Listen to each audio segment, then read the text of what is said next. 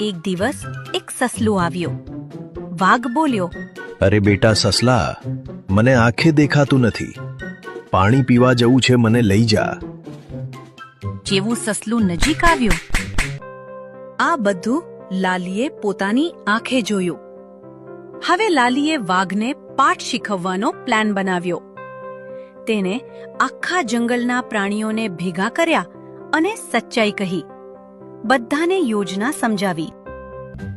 બીજા દિવસે બધા પ્રાણી ગુફા પાસે પહોંચ્યા. અંદર વાઘ ખુશ હતો. આજે ઘણા પ્રાણીઓ આવ્યા છે, આજે તો મજા આવી જશે.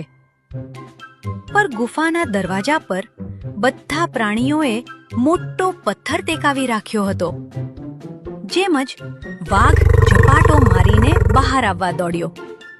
ધરામ! પથ્થરનો દરવાજો પડી ગયો અને વાઘ અંદર જ ફસાઈ ગયો. વાઘ ઘણો પ્રયત્ન કરતો રહ્યો, પણ બહાર આવી શક્યો નહીં.